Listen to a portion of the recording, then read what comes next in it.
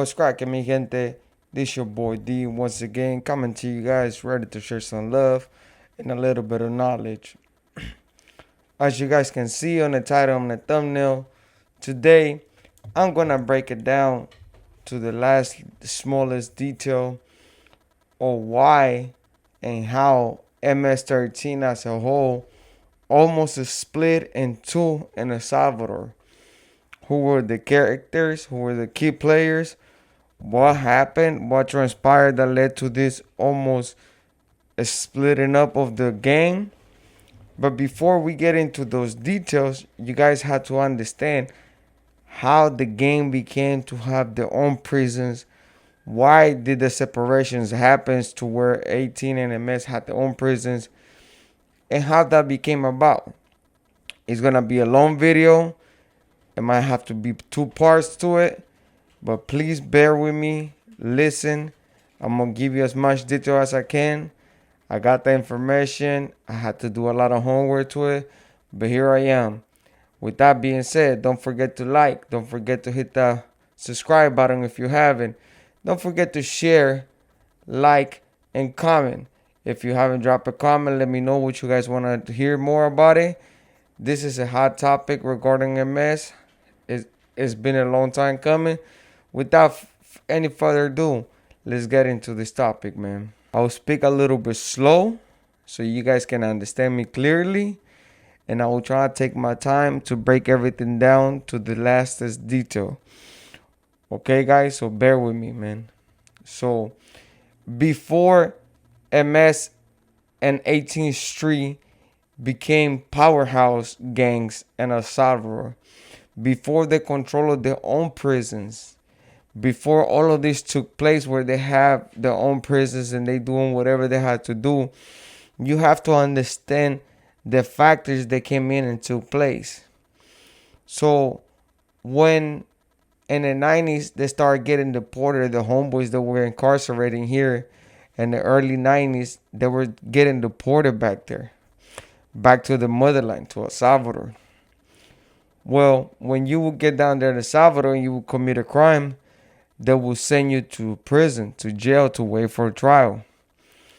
You have to understand that the biggest prison back then in the 90s was a prison called Mariona. That prison was known for the ruthlessness it had, for the violence it had witnessed, for everything within then. The people were in there, the most dangerous criminals and the most harsh conditions that you can think of. So Mariona was basically the highest power, another Pelican Bay of California. That's the way it hired. It basically housed the dangers of the dangers, the worst of the worst of any kind. Before MS started taking over prisons in 18 also as well, you had to understand that that prison was run by paisas. And what I mean by paisas, these are regular civilians, peoples that don't gangbang, don't have anything to do with gangs. They were just regular civilians. The paisas back then controlled the prison system because at that time we didn't have gangs like that. I mean, we were seeing the numerous people coming in there representing Mara Chancleta, La Mau Mau, La Mara this, but it wasn't a factor gang, or it wasn't a group of people that were ready to put in the work like MS and 18 were. They were gang members, but most of them dudes that were incarcerated there were basically either for doing robberies, assault, carjackings, and here and there was some rapers in there as well. So I'm not gonna sit here and deny there wasn't, because that would be me trying to cover up the fact that there were people there. But usually they get dealt with if you were landing in the wings, because they had sectors, what they call it back then, sectors, and they would separate people. Well, in that prison, it was run by one man. His name was Bruno. Bruno, they used to call him El Brother, the brother, right? So Bruno was a person that had a group of people There were non-gang affiliating that he used to call his group or his gang, as you can call it. He named it La Raza, as for like people, the gente. So Bruno was a person that was ex-military. He had some military ideas. Bruno Ventura, aka a brother, like I said, he has some military experience. He was incarcerated for assault with deadly weapon and a string of robberies. So he was there. While he was there in Mariona, he created this group of people to surround himself with that he named him La Raza. And Bruno was a strict fella. He was very strict, but he was very fair. So he had different rules for different groups. So when he started seeing gang members that start coming into the prison system, he approached them, and the first thing he told them was, and this has been confirmed by homeboys that did time on those days in Mariona, the homeboys that did time on the other penitentiaries when it was like this. I got confirmed that by homeboys. There was a few homeboys that I did time with. They told me that's how it really was. So Bruno had rules for everybody. No violence against any other prisoner. You cannot steal from any other prisoner. You cannot sell drugs, and you cannot do drugs, and you cannot be attacking the officers nor visitors. So if you had a problem with somebody, you had to bring it up to him. But he has specific rules for gang members. You got to remember, when the homeboys start going over there, MS start going over there, they had long hairs, like punk rocker style, heavy metal rock and roll thing, and they had tattoos. Well, the brother decided that for them, they were not allowed to show their tattoos. So he didn't allow them to display the gang tattoos. And he will make them cut their hair, bald. And the other rule was you couldn't do meetings. Basically, you couldn't have a group talk. He wouldn't allow you to have more than 3 people in a group and talk, because if you violate these rules, he had what they call citas psicológicas. Basically, were physical appointments. And what he used to do, he had a club, like a wooden club, and he would beat you with that. And there's homeboys that had told me when I did time that this dude and the paisa had went as far as to, sometimes if they were violated or they wouldn't follow the rules, they would take him out to the yards and tie him around trees. Basically, they will make them hug the trees, tie their feet and tie their legs, and keep him there until whenever he decide they were okay to come back. And sometimes he will let the police come in there, tie him in there, because the police also gave him free rail to run the yard of the prison however he saw fit, because he used to keep everybody online. So he would tie homeboys up and beat them up with the club. And if you didn't listen, that was not enough. He will have his people come in there and beat you up. He will not allow, like I said, homeboys to show their tattoos, and he will make them shave their head. And this was confirmed by people that did time when the marijuana first started.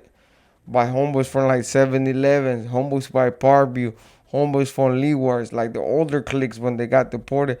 They used to tell me, like, this fool used to wake us up early in the morning. They will give us the nasty ass food. They will give us the worst part of the jail where we could sleep. They would treat them like a plague, basically. He would look at them like they're just a bunch of drug addicts, a bunch of violent savages, and a bunch of non-intelligent people. That's how he would treat the homeboys coming into the prison. So he run the prisons with a strict iron fist. The brother was nowhere to be messed with. But he also kept the peace in the prisons, which was one thing that the police agree on. But eventually, like you guys always know, everything that goes up must come down. Well, in the early 2000s, he got transferred, a judge ordered a transfer from Mariona to Ciudad Barrios, which is another penitentiary that will later you guys will hear that name a lot because it has something to do with the split almost taking place. He got transferred to Ciudad Barrios. Well, that's when the 18s and the homeboys basically took advantage of this transfer and the war exploded. They attacked the police that were doing a sweep with their dogs, with the canine dogs. The canine unit was doing a sweep, and they had dogs like the anti-drugs dogs, and they were trying to do a sweep. They attacked this police, killing every one of them, and their dogs included. And the way they did that was because they had handmade, homemade shift, machete likes that they had got it from the prison sometimes, and they had done it, they had stacked on it, and they were waiting for the opportunity to create this attack. And it came to when he got transferred to Ciudad Barrios, Bruno, the brother, they attacked and killed all these people. And that's when things went sideways for everybody in Mariona, because they saw the gangs taking over the prisons. They saw that things were gonna be there. Well, the administration saw that this was gonna become violent, so they were trying to come up with a solution how to segregate these two groups that were killing each other, MS and 18. So once he was getting ready to try to basically stop the attack, they did another attack on Bruno's people. They Out of the 34 people that were killed, 24 were from La Raza gang, basically, from the brothers' people. So they did this killing. They attacked them. They were waiting for the chance. They attacked them, and they killed 24 people out of them. So like I was saying, in 1990, the population started becoming more gruesome due to the deportations that the United States had when a lot of Salvadorans went to the war, basically went over there, got the papers, and then some of them have become a gang member. In 1990, they saw a mass deportation coming there. And that's when the gangs start coming into the prison system and they start swelling up to become a gang. By the early 2000s, they had deported around the early 2000s, between the 90s and 2014, the U.S. government had deported 81,000 people. They were all gang members.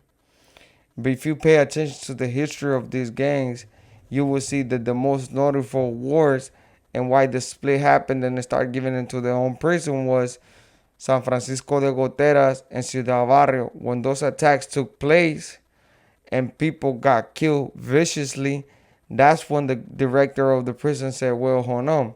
We have to find a solution for these two gangs not to start killing each other and also kill innocent bystanders, people that were doing just their time. So in 2000, after the wars took place in Ciudad Barrios and San Francisco de Goteras, which are two prisons that were well known and still to this day are well known, the director of prisoners decided they had to find a solution to split these two groups up. So at the end of 2000, what they did was they separated these two groups. And they went and took a juvenile center and made it a mass grown men's jail. So what the directors did was they went and took the juvenile center that was in Tonacatepeque, which is another state in El Salvador. There used to be a juvenile center. They took that at the end of 2000 and said, we're going to make this a MS13 prison to alleviate the headaches, to alleviate these wars, to alleviate these killings. So in 2000, at the end of 2000, they moved all the MS people that were there to Tonacatepeque to make and alleviate the wars. But these wars were not prized. These wars also affected the brother. It left him in a position to where he couldn't actually do a lot. He couldn't have control the people. He had only certain people that had to get transferred with him to the Ciudad Barrios jail, where so the brother got sent, and at the end of 2002 in December, they transferred brother to San Francisco de Goteras, not Ciudad Barrios. They transferred him to San Francisco de Goteras, not Ciudad Barrios, and that's why he got affected. He couldn't have the control that he had in Mariona. He couldn't have the people that he had in Mariona, but he was still well known throughout the prison system. So they split him up. They sent him to somewhere else. They sent the MS to somewhere else, and they kept the 18s at Mariona, which at that time that's the way thought was a good idea. Well, the person that got left in charge of La Raza was somebody named Javier Posada, El Viejo. After this bloody battle that took place in Mariona, it basically exploded like a whole war. Brother got moved to Ciudad Goteras. The war break off. MS get moved to Tonacatepeque. And that was a sign that Mariona had changed forever. That Mariona was not going to be the person they thought it was going to be. And they left some people de la Raza there. And they also left Jose El Viejo Posada.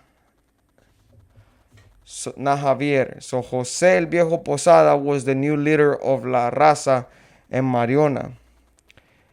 The dudes from 18 started plotting against how they could take out this individual, how they could take out the people in La Raza so they could take over fully over the jail. So they started making plans. They started developing a plan. Also, Jose Posada, El Viejo, also started thinking that eventually he knew the 18s were going to attack them. So he started trying to develop a plan without knowing that 18 was already a little bit more further on their planning than he was. They started getting weapons from the visitors. So basically the 18s were asking the people that was visiting to bring in weapon. Amongst those weapons was literally a grenade. A handheld grenade, which Jose Posada never knew that grenade was in possession of the 18. They were planning an attack that will basically give him that prison and withhold that prison of 18. And Jose never knew this. These people never were aware. They never heard no whispers. So 18 kept that attack literally on the wraps until it was time to attack. And when they attacked, literally, the grenade exploded, announcing the war between 18 and La Raza. And when I say literally, they literally threw the grenade inside the prison, and it was all over the news back then. They literally threw the grenade inside the prison, and exploded, announcing that basically 18 was here to stay and was gonna take over. More people died. More people passed away. A lot of people were hurt. Officials, civilians, but most of them were La Raza that were really hurt. When they came out, so the attack, it was well known, it was well documented in a lot of newspaper articles.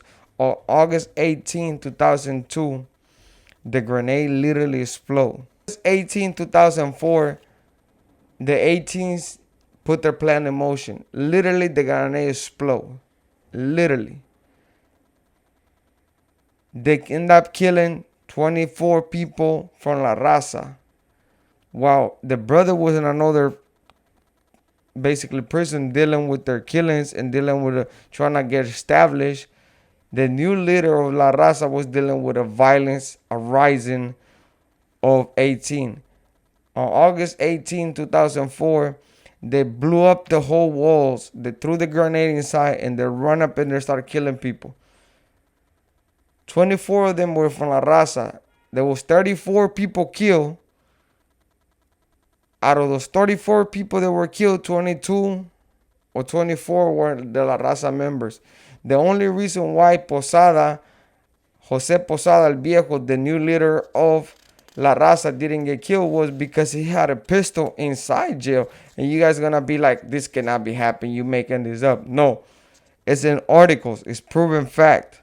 I'm not lying to you guys. I'm not speaking because you guys are gonna think, oh, this only happened in the movies. No, those wars back then in El Salvador and Honduras and Guatemala, when they used to go up, especially in prison, they used to be ugly.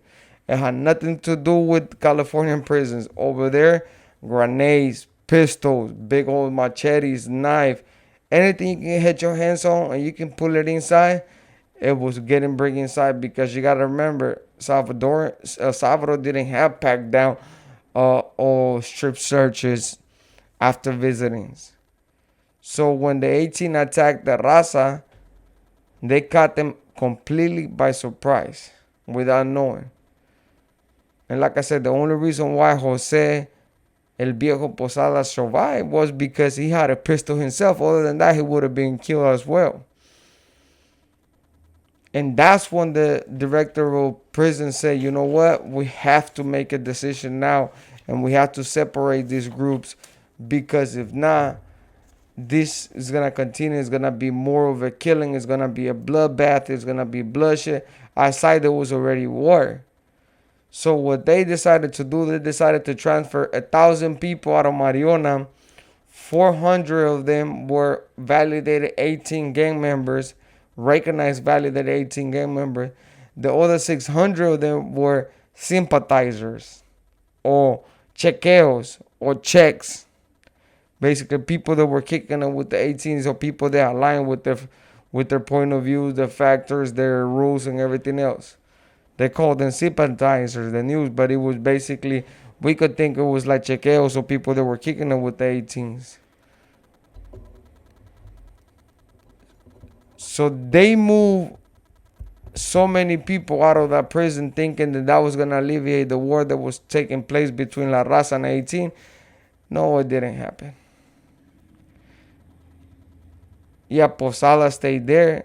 They moved them to a secure location so they couldn't kill him, because it was being threatened that they were going to kill him. 18 to cover Mariona, and it became a stronghold for them.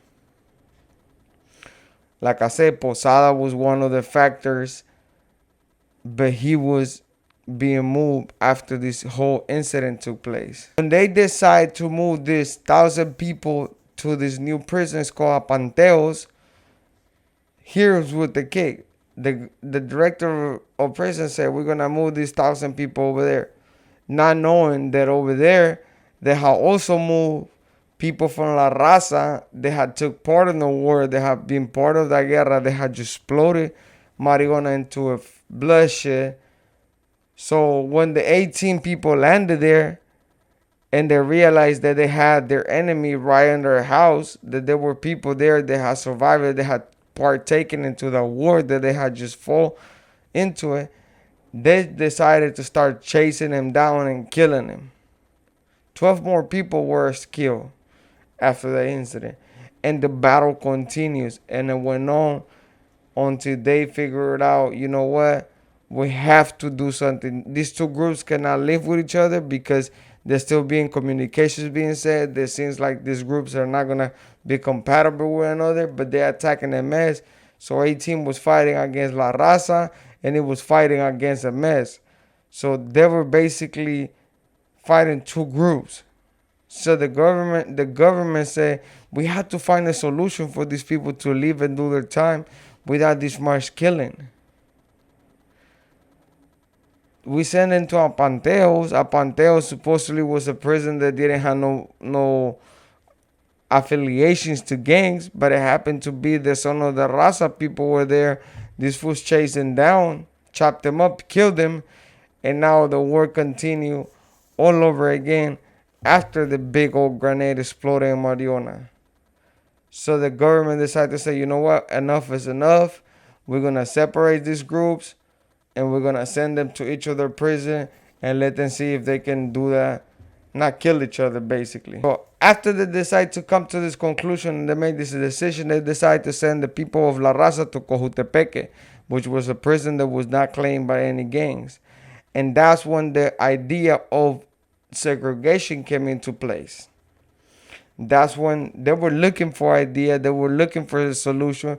The segregation idea came to them and they were like, okay, maybe this could work. Because after they sent La Raza to Cojutepeque and they kept Apenos and Mariona for the 18, Ciudad San Francisco de Goteras and Ciudad Barrios for MS, they decide, you know what, this could actually work. This could actually work. We can actually work. So that's when segregation took place in El Salvador. That's how it became to be known as the prisons for MS in El Salvador, because there was wars that were fought behind these walls. So you gotta understand, it wasn't just like, oh, MS is a big group, 18 is a big group, we're gonna give you guys your own prison. No. Literally, these prisons were earned with bloodshed, as what is known in the game. They were earned by killing each other. By Salvadorians killing Salvadorians, by our own people killing each other. They were killing paisanos because all they wanted to do was do their time and do it peacefully. 18 wasn't having it, MS wasn't having it. So Bruno Venturas and Jose Posada Reyes decided to create. Bruno was the first factor. He was being known as a brother. He decided to create a faction that was for the gente, that was protecting the people. And he decided to start humiliating and putting through the wolf these gang members that were getting deported from LA because he didn't like it. He looked at them as a plague. The consequence to that was violence arose and it broke out, which is always going to happen. You could try to oppress a group as much as you can, keep them down. Eventually, that group is going to come up and start fighting. Just like if you put a lion in a corner, if you corner a lion, eventually the lion is going to try to get away from you, trying to poke him. And then he's going to get angry, and then he's going to attack himself. And that's what transpired in these two wars. These wars were bloody. We're talking about 24 people, 34 people dying on the first one and 21 people dying on the other one, 12 of them being paisas that were non-gang members. So imagine being part of those wars, and now that the prisons got separated, now MS got his own prison, which was San Francisco de Gotera and Ciudad Barrios, and 18 had Penos en Cojutepeque. So they decided to Zacatecoluca, and they decided to say, you know what, we're going to keep them like this until we figure out a best way to go through it. And that's why MS and 18 have now taken over their own prisons, because they went to war with the paisanos, with our own gente. They split them up because they didn't like the humiliation or everything they went through. And that's how it became about. So it just didn't happen to be like, oh, this fools are from the MS, they're coming from LA, we're going to give him this prison. Oh, this fools are from 18, we're going to give him this prison. No. Literally, it was a war being fought behind those walls that transpired. And that's how it became to have every gang having their own prisons. It wasn't easy for a lot of homeboys back then. A lot of homeboys got hurt. A lot of people got killed. A lot of people suffered the consequence, 18 and MS. And a lot of paisas as well. But that was known as the war for the prisons. We call it the war for the prisons because literally it was fought to have their own freedom and their own prisons. Not for nothing else. So basically, in those times that we had only like about 5 or 6 prisoners in El Salvador, Quesaltepeque and Ciudad Barrios belonged to MS. Quesaltepeque and Ciudad Barrios belonged to MS. Zacatecoluca, Quesaltepeque and Ciudad Barrios belonged to MS. Chalatenango and Cojutepeque belonged to 18 factions. So there were 4 prisons at that time. Izalco wasn't made yet at that time. So we had this, I think it was, I believe if I'm not mistaken, it was only like 5 or 6 prisons that were made at that time. Mariona, Ciudad Barrios, San Francisco de Goteras, Chalatenango, Cojutepeque, and Quesaltepeque. And if you guys hear the names of it, of course they're names of Mayans. Quesaltepeque, Quesaltepec, Cohutepec. So they got its name because our ancestors comes from Pipiles. They used to speak the Nahuatl language as well. And that's why I tell people we come from Pipiles. We come from ancestors that spoke the Nahuatl language. So that's how it became 18 got their own 2 prisons and MS got their own 2 prisons. But it didn't end there. Of course it didn't end there. As you guys know, history tends to repeat itself. Because at that time, it didn't end there. Because at that time, Sonsonate, which is another prison, they had designated for what they call pesetas or PCs. For older homeboys that had dropped out, that could live with each other. So they had even made in 2002, 2004, I believe, 2006, around those times, they were making more prisons. But on the division was taking place, Sonsonate became known for pesetas for people. They have fought those wars and didn't want to fight it no more. They just want to do their time. They were getting sent to Sonsonate.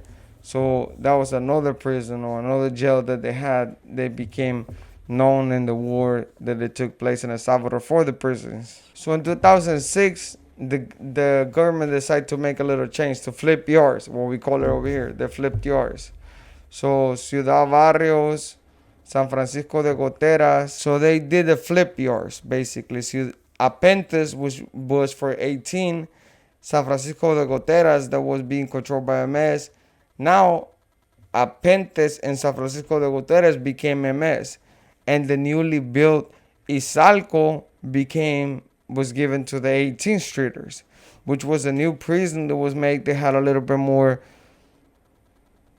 modified or newer things that the older prisons, the older jails had. You got to remember, these jails were built to house only like 5 people in a cell, but because it was so crowded, they have been as much as 15, 10 people inside the cell that they hang the hammers and do that. So this is where I'm gonna basically finish up the part of the war that took place for the prisons, and I'm gonna get into details on why MS almost is split in two with the characters and the issue.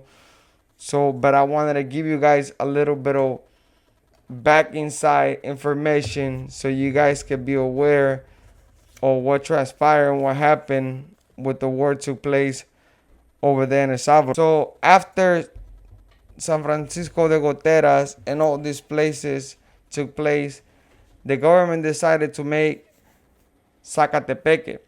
Zacatepeque was a prison that was housing the leaders of every structure of MS. Some of them were known as La Ranfla Nacional, the National Ranfla, or the national group basically that was protecting and controlling all El Salvador.